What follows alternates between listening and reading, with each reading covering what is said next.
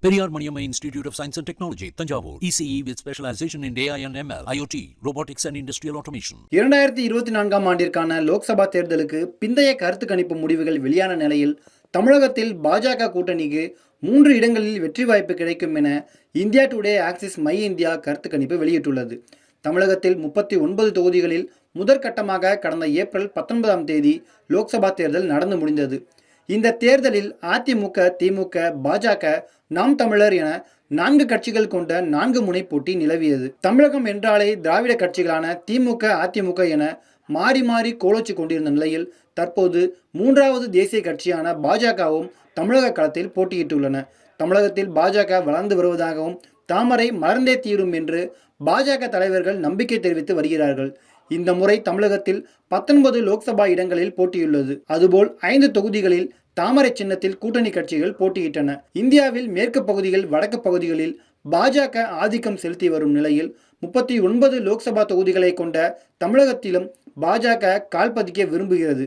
பல ஆண்டுகளாக திமுக வெர்சஸ் அதிமுக என்பதை உடைத்துவிட்டு திமுக வெர்சஸ் பாஜக என கொண்டு வர முயற்சிக்கிறது. தமிழக பாஜக தலைவர் அண்ணாமலை தமிழகத்தில் 234 தொகுதிகளிலும் என் மண் என் மக்கள் என்ற பாத யாத்திரையை மேற்கொண்டிருந்தார். இதற்கு அதிக வரவேற்பு கிடைத்ததாக சொல்லப்படுகிறது. மேலும் தமிழகத்திலிருந்து இரட்டை இலக்கில் பாஜக எம்பிக்களை நாடாளுமன்றத்திற்கு அனுப்புவோம் என அண்ணாமலை கூறி வருகிறார். இந்த நிலையில் தமிழகத்தில் நடந்து முடிந்த தேர்தலுக்கான பிந்தைய கருத்து கணிப்புகள் வெளியாகியுள்ளன. அதில் India Today Axis My India கணிப்பின்படி தமிழகத்தில் திமுக கூட்டணி 33 37 இடங்களில் வெல்லும் எனவும், அதேபோல் பாஜக கூட்டணி 2 4 இடங்களில் வெல்லும் என்றும், அதிமுக கூட்டணி 0 2 தொகுதிகளில் வெல்லும் என்று கணிக்கப்பட்டுள்ளது. CNN நியூஸ் 18 வெளியிட்டுள்ள கருத்து கணிப்பில் திமுக கூட்டணி 36 39 இடங்களிலும், அதிமுக கூட்டணி 0 2 இடங்களிலும், பாஜக கூட்டணி 1 3 இடங்களில் வெல்லும் எனவும் தெரிவித்துள்ளது.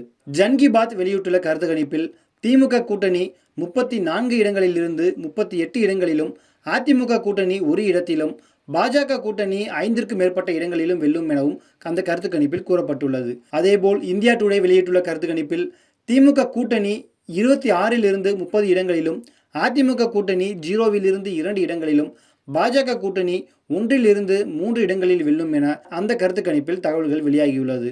கடந்த 2019ஆம் ஆண்டு நடந்து முடிந்த மக்களவைத் தேர்தலில் பாஜகவால் தான் அதிமுக தோல்வியுற்றது என அதிமுகவின் மூத்த தலைவர்கள் விமர்சித்து வந்த நிலையில் தற்போது பாஜக அதிமுகவை விட வளர்ச்சி அடைந்துள்ளதாகவே கருதப்படுகிறது.